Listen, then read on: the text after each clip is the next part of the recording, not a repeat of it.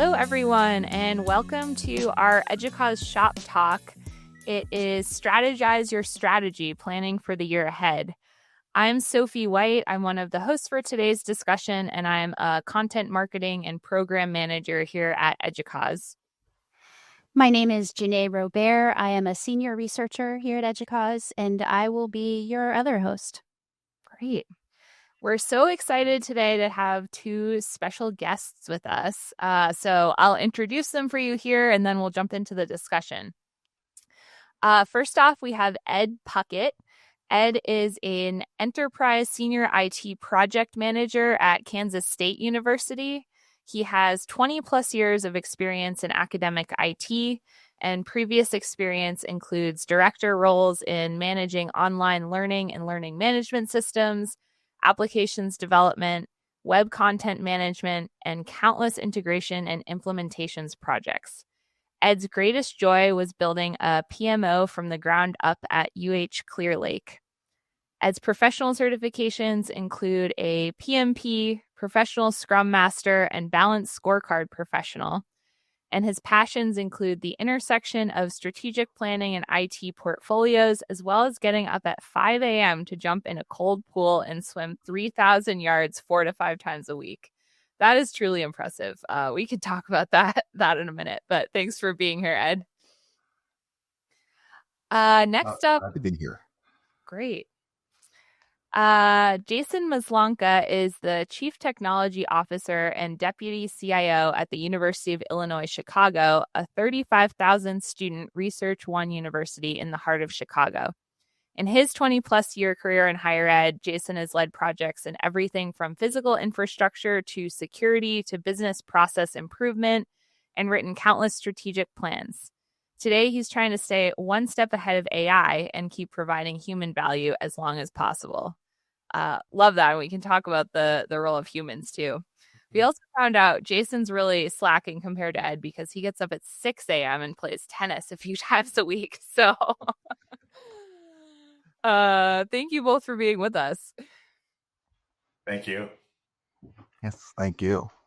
Ed, so you're swimming. Are you training for a race or something, or is this just something that lifestyle hobby on the side just to stay healthy and to have goals to keep me healthy? I'm a U.S. Masters swimmer, and so a lot of people get impressed with that phrase. All the Masters means is that you're 18 or over, and so most of us have swum when we were in high school or college, and so that's the thing you can do to channel that energy, to stay in touch with the sport. So I do compete in swim meets. Went to USMS Nationals last year, and I just find it as a great outlet for getting exercise, discharging stress, and is also a metaphor that I use now related to work and projects and things like that, which we can get into if it comes up in our discussion.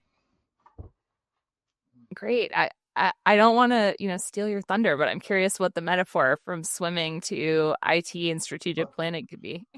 So we can do that now. You'll hear this a lot. Leaders will come in and they'll say, you'll hear phrases such as, we're here to work hard and we're here to work fast. And that sets the pace and the cadence. Everyone starts working hard and everyone starts working fast because, we want to be successful, and we certainly want the university to be successful. The metaphor I use, though, is, and this happened to me last year. We had a change in coaches, and our workouts were structured that it was all sprint work, all swim hard and swim fast. And you'd think, cool, that would help you get faster. But what was actually happening is, as you swim hard and fast in all of your workouts day after day, things start happening. You lose your feel of the water, your ability to pivot on the long axis of your stroke. I know this is EDUCAUSE, so we're going to learn a little bit about swimming here. Your ability to pivot, you start to lose that. Things get sloppy, your foot turns aren't sharp, and therefore then all of a sudden you start actually swimming slower because you're not focusing on not only the strength, but the endurance and the technique. And so it was a actual lesson learned last year that I thought wow, this actually applies to what we do at work. We just constantly slam out project after project after project, and we're working hard, we're working fast, we're meeting these deadlines. There's a better way to think about how these projects relate to what we're doing strategically in our universities. I love that metaphor. So making sure that we're slowing down in order to consider the strategic direction that we're going, making sure that the fundamentals and the foundations are good before we go into that sprint is so important. Yeah, we can come up with a lot of metaphors for that. I am recording this after being on vacation, and I was in Costa Rica last week and did some surfing, and I found there was a minute where I found myself, I kept falling off of the waves, and I realized that I was rushing into my popping up and that I needed to slow down, make sure that the foundations were set. And then I started surfing on them. So we could keep going with these water metaphors, but I think it's so important as we think about strategic planning to have our foundations shored up. No, there's so many metaphors in the sports sector that you can apply, and they often do. Yeah. I just turn off my brain and hit tennis balls as hard as I can for an hour in the morning. So that's probably not a good metaphor. I will reserve my role in this. I guess we could go with that. Sometimes, you have to snap into emergency mode. And there you go. All right. I was an English major, so I really love thinking of metaphors and applying them to anything. But let's talk about strategic planning a little bit. So both of you represent different institutions. I'm curious, we're coming towards the end of 2025. How are you thinking about what 2026 looks like for your institutions? And are there any priorities right now that you're actively planning for? Can you tell us a little bit about those and maybe what the planning process has looked like? Yeah, I can jump in. I think, like everyone else, the number one thing that seems to be on people's minds is AI, and that is really important, obviously, in figuring out what our institutional enablement process will be and how we're going to use the technology in our research functions and our teaching and learning functions and our business functions and all that. It is great. What I'm finding is that it's also leading to other conversations, which maybe are a few years older and pre-AI in terms of business process improvement and just what our entire application ecosystem looks like. So it's a great sort of conversation starter, for lack of a better word, because it's in the news. And so everyone wants to talk about that. It's all over the EDUCAUSE top 10. But it's also leading to other conversations that get back at the heart of our regular institutional priorities, student success and engaging with the community and research enablement and this and that. So I think that's what the process looks like right now. We're not in the midst of any sort of formal strategic planning at this moment, but the conversations that happen as part of the budget process and all the things that we all do every year are sort of framed by AI, even when AI has nothing to do with any given conversation. Yeah, I would say we have K-State, we have the typical strategic objectives that a university would have. It would be the thing, those are going to run their course for, the next 5 years or so. It's going to be the ways you increase enrollment, improve the student experience, applied learning, improve, engagement from, your alumni, your sponsors, things like that. My role, though, as a senior IT project manager is the projects get chosen based upon which of the strategic objectives that they're going to align to. So I'm getting all sorts of projects. I work about 4 or 5 at any one time, where I'm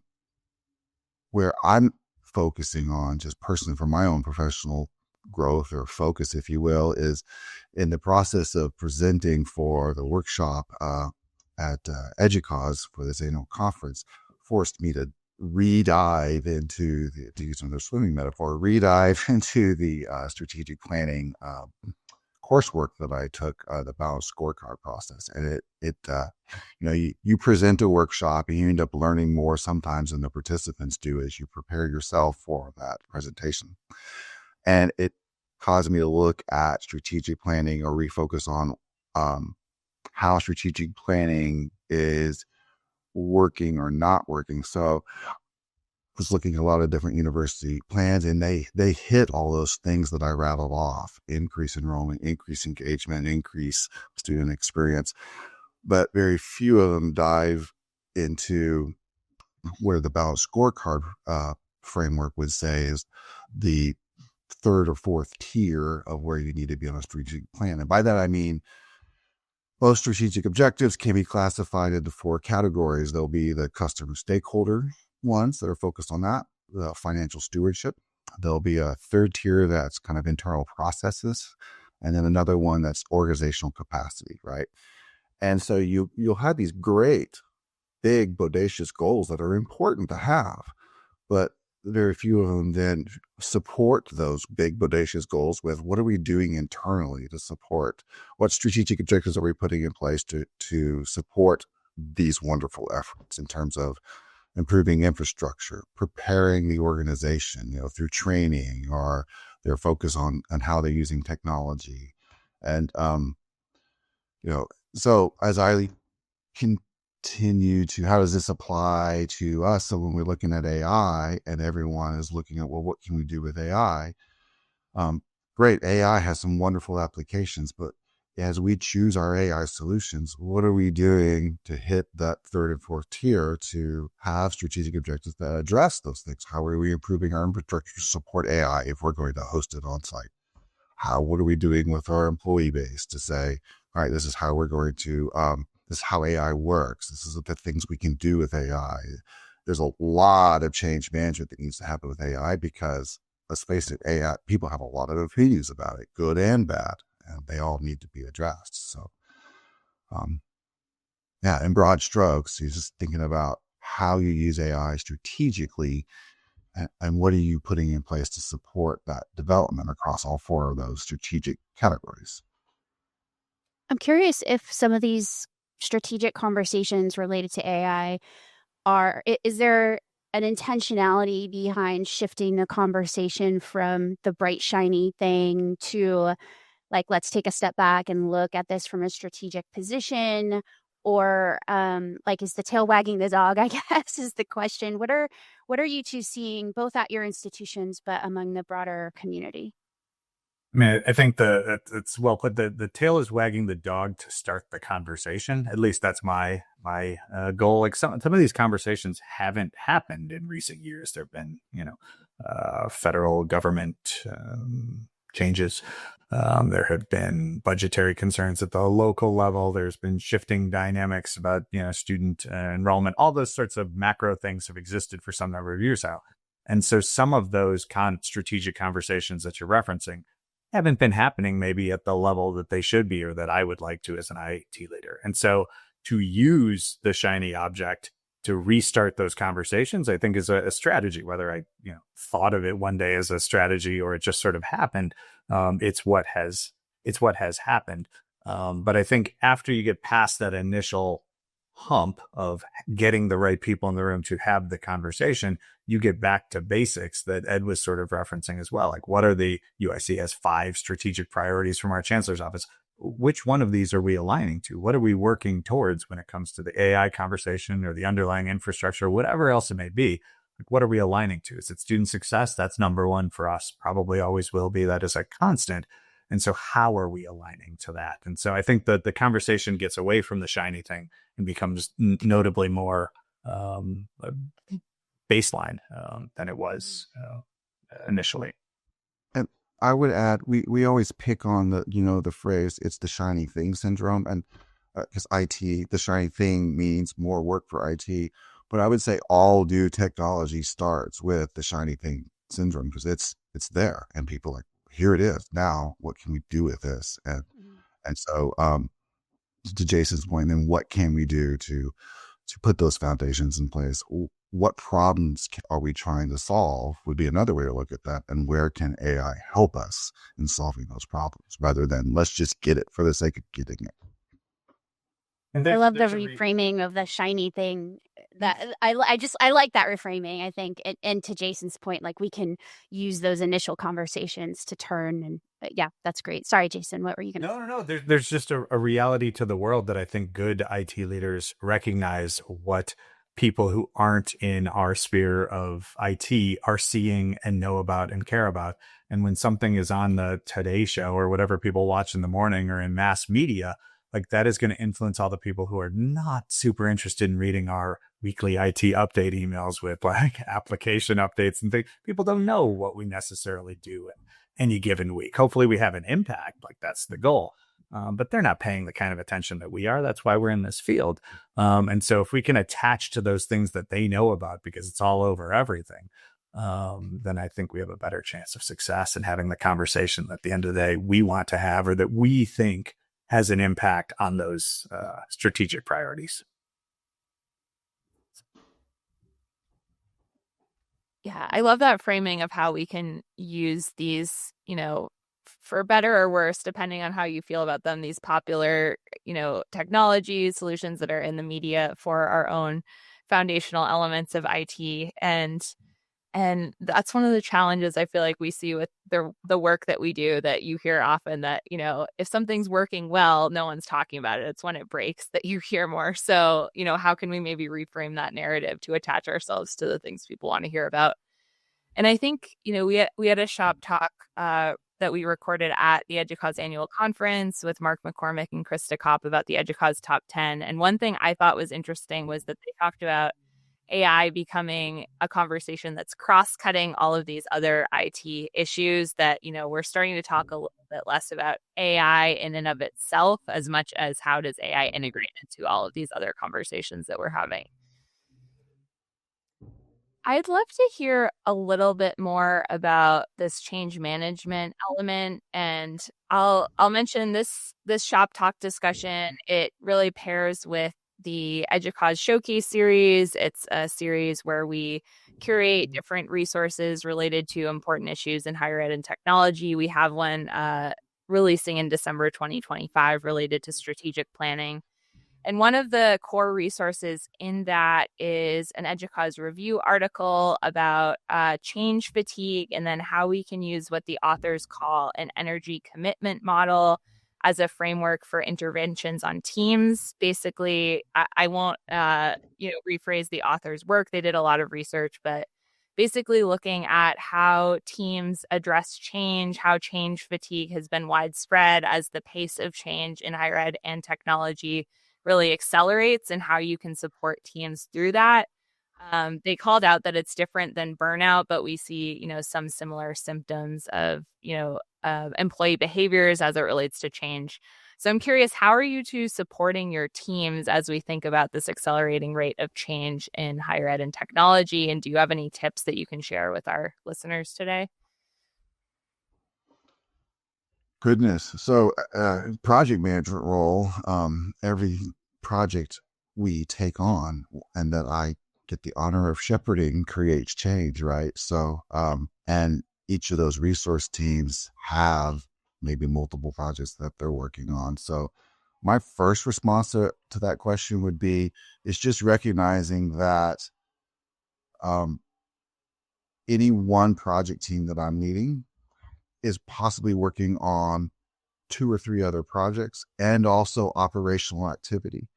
And so it's important to be realistic about what it is that we're expecting in terms of our scope and our timelines, and making sure that the project team has an opportunity to weigh in on what they can deliver and when they can deliver it, rather than inheriting a project with these deadlines that have already been predetermined. Let's just get this thing in place now because this is what we want and this is when we need it. So,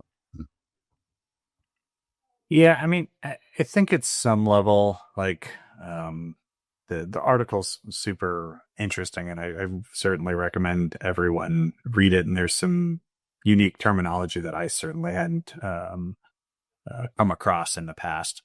But I also think at the end of the day, like this does speak to, going back to my intro, which was sort of tongue in cheek, but the human value that we still have in this world is good managers, good leaders, good supervisors know their staff. And we can all, put together a matrix of work, or we can track work depending on what sort of environment you work in. And all that's great. And data is wonderful. But knowing your staff and what keeps them motivated, what helps to prevent burnout, what the right mix of difficult things and overt change that really drain people, and new and exciting projects that maybe excite people, understanding that balance and finding it for individuals and small teams, I think will always be important.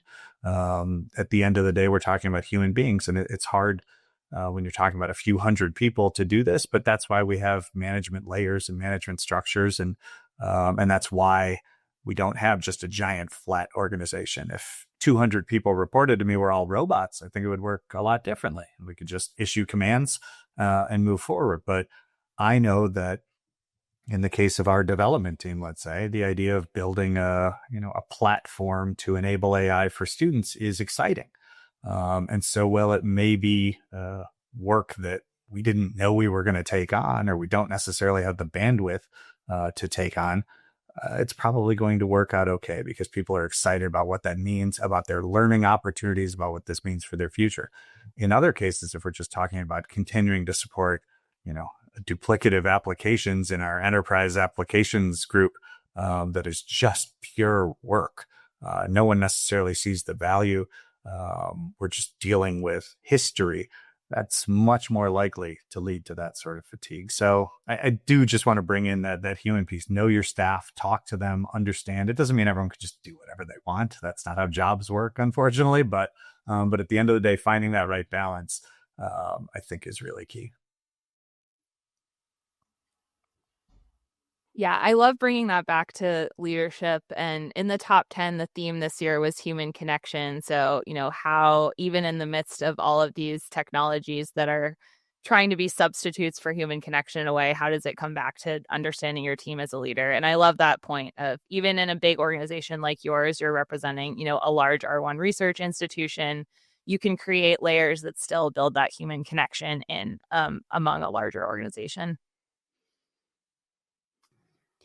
This also makes me think about this question of pace of change. One of the big pieces of research we do at EDUCAUSE that's forward thinking, in addition to the top 10, is our Horizon reports. And something we've talked a lot about on the Horizon team is, as the pace of change is increasing so much, it's becoming harder and harder to plan for the future, even with these traditional scenario planning sort of approaches, which is what we do with the Horizon report, which take into account multiple versions of the future. It's getting harder and harder to find data that are stable enough to kind of put into that process. So for anyone who's familiar with this strategic foresight approach to planning for the future, you bring together trends that are happening in the present, and you imagine intersections of those trends that extend into the future in some way. And so for us, with those trends changing so rapidly, by the time we've worked through the process of this planning, sometimes those trends have just done an about phase. And I'm curious how you two are handling this sort of instability in your planning processes, or as your projects are rolling out. Yeah, I mean, I do think there's a disconnect in IT specifically, and maybe in IT more than ever before. I hesitate to use that sort of language, but it feels that way sometimes, between the sort of institutional strategic plan, or even a college strategic plan, or whatever it may be, and any sort of strategic plan that comes out of IT. I am increasingly feeling like I just don't know that IT needs its own strategic plan. We need goals. We need enablement methodologies for the strategies and the business needs and the institutional priorities that everyone else has. And I don't mean that to put IT a rung below those other groups. I mean it to say that everything that we do changes so much that I'm not sure anything resembling. And I've written them. I can think back to 10 years ago, whatever role I had, writing a 5-year strategic plan for IT specifically. And even then, by year 5, it was a bit nonsensical. And so I think adaptability on how we plan in IT is really important. And it's going to look different than it may look for an institution, which could have a 20-year plan. If we're going to change if you're an institution trying to become an R1 from an R2, that's a lengthy journey. If you're trying to grow enrollment or create a new online program, that is a 10-year journey. That is really significant. There's nothing I could tell you today about 10 years from now in IT, other than that it will be important and exist, and I hope I work in it. But outside of that, I could not tell you a specific thing about what we'll be doing 10 years from now. Yeah, I was thinking about this last week. That AI comes along, and I don't want to say it really took steam, but people really started talking about like 2022. And if you think about 5-year strategic plans, most universities started theirs in 2020 because that was the thing. They could capitalize on the phrase 2020 vision if they wanted to create that 5-year plan. And so their strategic plans were already in motion, and then bam, here comes AI. And read an article the other day that talked about the idea of strategic plans being 7 or 5 years. That actually could be challenged. Maybe these strategic plans need to be 3 years. I personally just feel my heart rate go up on that because it takes a lot of effort to put together strategic plans. It's groups of people getting together at universities, having those hard conversations, figuring out what they're going to focus on. You don't push out a strategic plan in a month. It takes some time, right? So a 3-year strategic plan, by the time you've published it, it's time to turn around and work on the next one.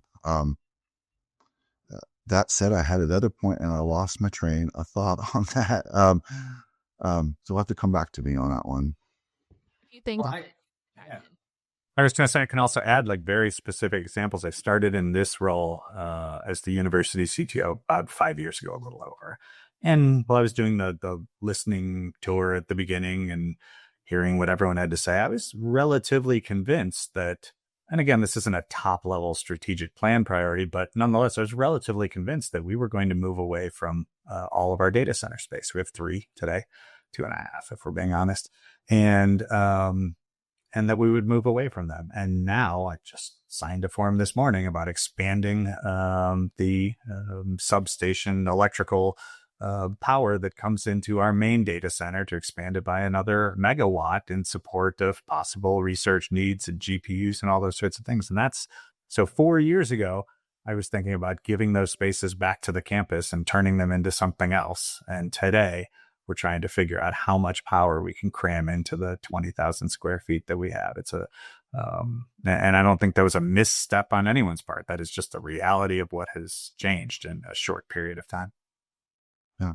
And I remember the thought, it was to echo what Jason was saying. A good university strategic plan incorporates IT into the strategic plan and facilities and HR, because all these things are needed in order to improve the to improve not only the university's technology, but to get the university where it needs to go. You think about IT technology. Yes, we need that.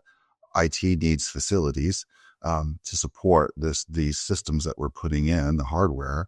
And then every time we make a change, that involves having the employee force retool and learn new things. And I could keep going across all the service departments. So that's the thing that made it all click for me was just learning the whole balanced scorecard strategic planning process, which specifically talks about how a good strategic plan, an institution has one, it's balanced and it's aligned to incorporate all the pieces of that university, getting them working together, rather than having a strategic plan for this department, another one for this department, yet a third for this department.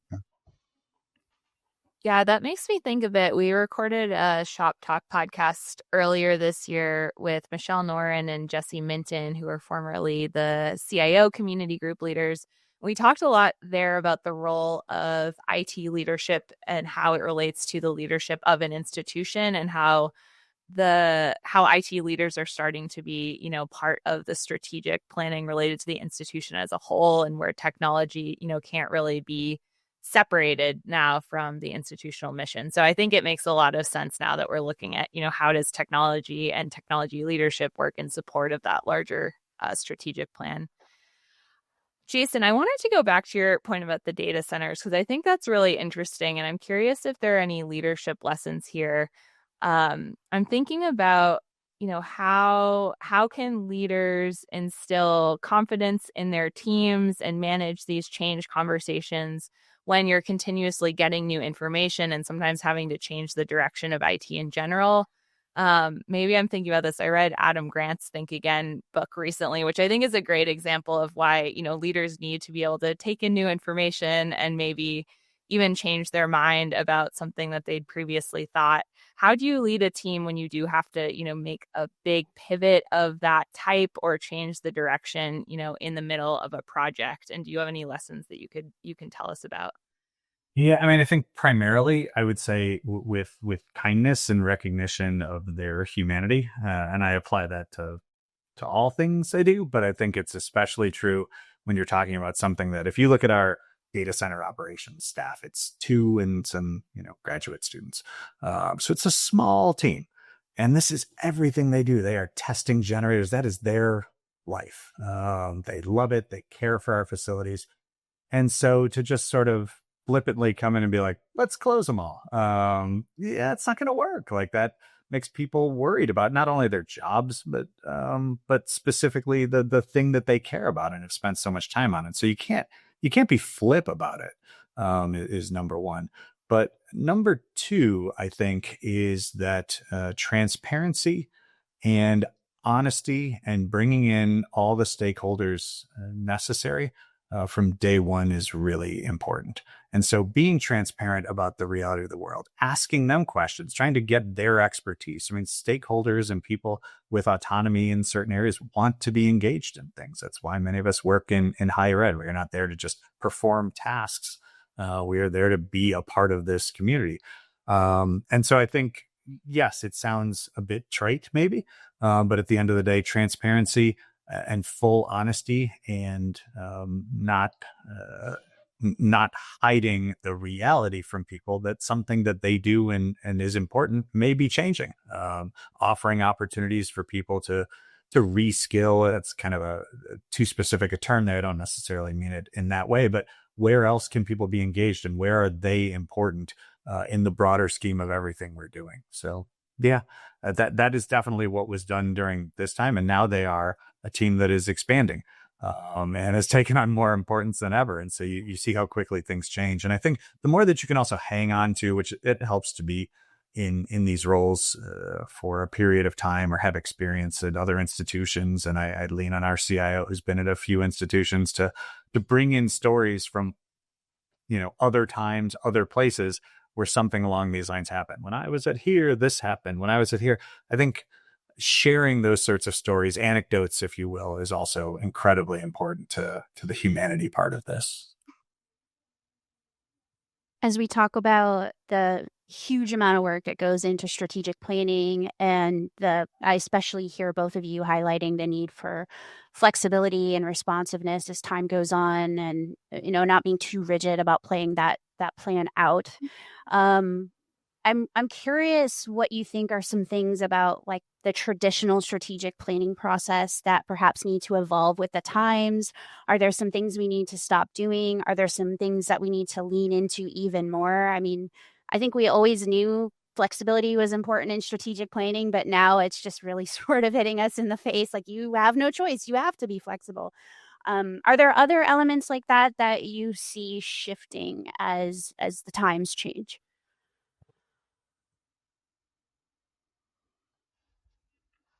That's a tough question. So how do you? Well, you just have to solve all the world's problems right now in the next 26. right. It's not a big deal. Pressure. Can you fold in world peace?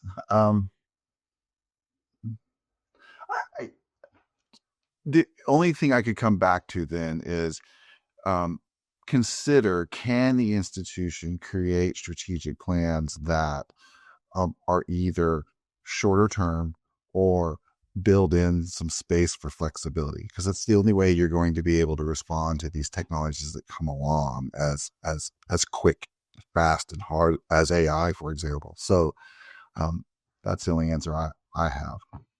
Yeah, it's interesting. I wouldn't say quarrel, but maybe a counter to the premise of the question is that I don't know if we always have known that flexibility was as important as it is today. Like that, and that was in part of the question. I can think back 10 years to a strategic plan at the institutional level that, we're talking about Roman numeral 1, section 1, section A1. I mean, it was incredibly detailed, trying to that we were down to the work plan level, and that was supposedly part of a strategic plan. And so I do think we have transitioned, and I don't want to say it's 10 years, maybe it's 15, and I can only speak to my institution, but we certainly do not have that anymore. There is no expectation that the university's strategic plan is down, 6 indents into describing what, a very small team would do.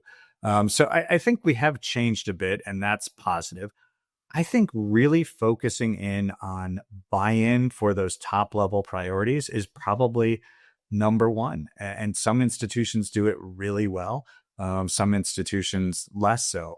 But to have everyone at the university recognizing their role and where their project fits into this overarching strategic priority is really where you're going to have success, at least at that top level of the strategic plan.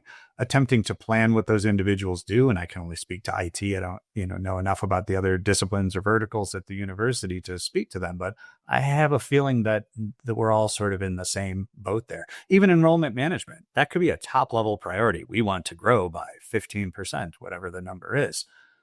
But when you get into that department and the people who are actually running the CRM and contacting students and like having that work directed by the top level strategic plan, I don't think is a strategy. Hiring the right people who know what 18-year-olds today, how they're making their college decision, which is very different than it was 5 years ago, 10 years, 50 years ago, certainly.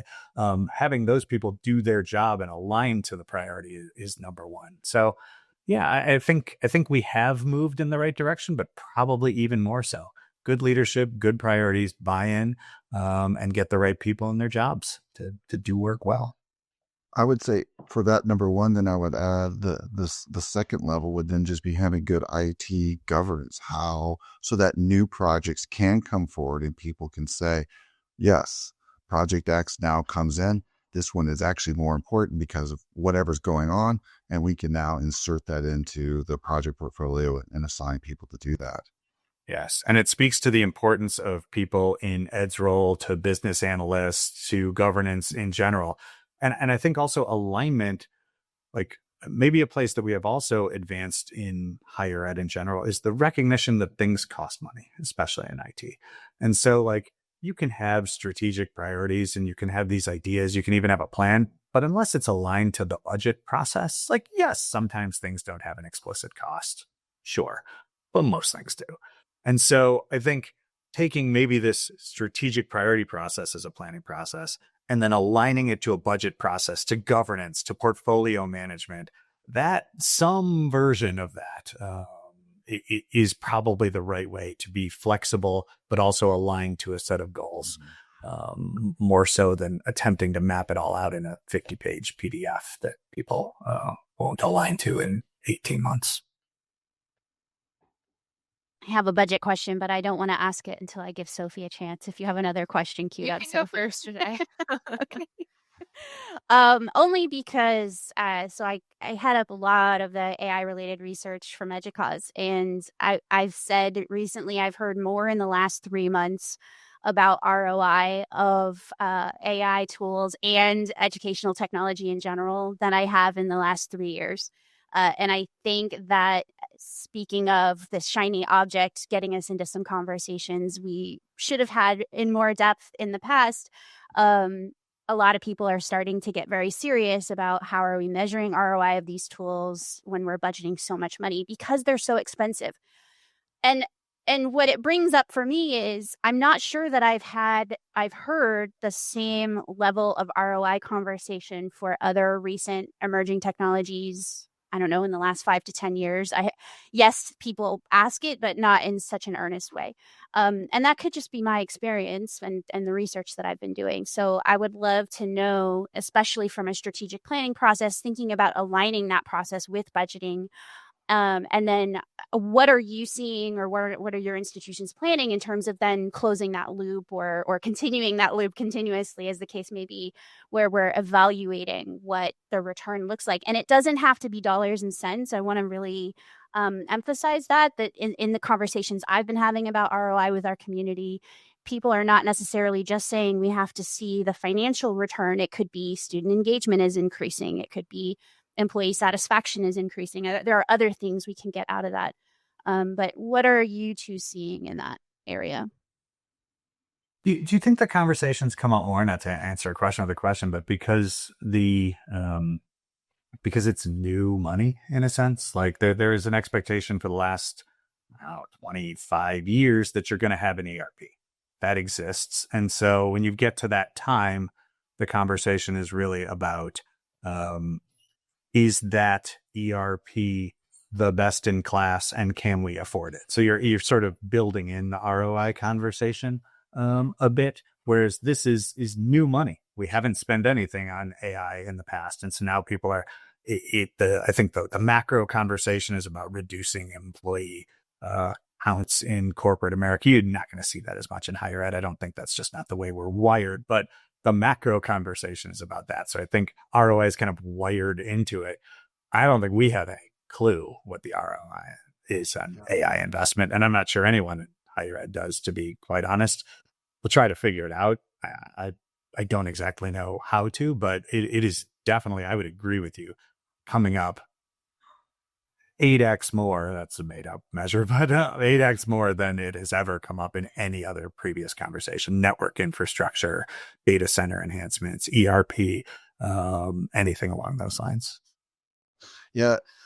Where I was going with an answer, I love the fact that you started to answer the question with another question, because I think that's where we need to be playing in that space. But AI, we keep coming back to AI, but it is an interesting beast of technology. I don't know, to Jason's point, that we know how to use it. We all have some ideas. We all know that we can go and talk to generative AI and get some answers, and we can have it write things for us. And then the new agentic AI, and talk about those processes, how it can do things for us. And so, but have we really, it's just hard to, even as I stutter over this answer, that's indicative of the fact that I don't know that we know how to calculate what we're going to get back from it yet, particularly in the academic world. So yeah, I do wonder if people, and I was not, I am aging, but not that rapidly. And I wonder if people in the age of computer desktops being in offices were having the same conversation, that this is sort of a sea change of what can exist in the workplace. And so we're going to replace, paper and typewriters with these desktop computers. Were people having this ROI conversation, or was it just a flood of change? And it's like, here we go. I do think when it comes to AI, at least this is my best guess so far, that answer is a little more interesting in the micro than it is in the macro, being the whole university level. And so to enable, I think I said this earlier, and it's one of my focus points, to enable people with those tools in HR, and then to do some measurement within HR of the impact on their processes, I think can be impactful. To do an overall measurement, I do liken it to the internet or computers, these sort of massive things, as opposed to maybe the last 10 years of new technology, which, yes, better data warehouses. I'm not going to be able to just name off the top of my head, like new technology shifts, cloud, things like that. Like those are all great, but I liken this one more to the really big shifts, the internet, computers, AI. Where I thought Jason was going to go when he started talking about desktops is, you remember a leader of a major computer company back when desktop computing first started to come to be, made a comment. I don't have it handy, but it was something like, this would never go into the household. we wouldn't see this, but we're all carrying personal computers and putting them in our pockets these days. And moreover, we probably have, in addition to that phone, we've got a laptop and a tablet and so it's everywhere. And so with the point, I think, is that when these new technologies come, there you go. I've got two screens, right here in front of me. I've never thought when I was in college that technology would be like this. The point being is that I don't think we know when new technologies come out. It's almost too early to ask what the ROI is, which is why I want to go back to what I had said before, which is AI is great. It's here to stay. It's not going away. But what problems do we want to solve, and can AI help us with those problems? It's another tool we can pull out of the tool bag. And nothing has changed since, the dawn of work in the world of defining a problem, a business need, whatever it may be, and solving it in the most efficient way possible. That is a problem as old as time. Our job as IT professionals is just to figure out the newest or best. I'm hopeful, maybe not the newest in many cases, but the best tool to help people solve those problems. Great. I wouldn't say we solved all the world's problems, but I think that's a great place to wrap up for now. Thanks for that, Jason. This was a fascinating conversation. Thank you, Jason. Thank you, Ed. I also want to call out that Ed is a leader of our EDUCAUSE community group on project management. Thank you, Ed, for doing that really important work.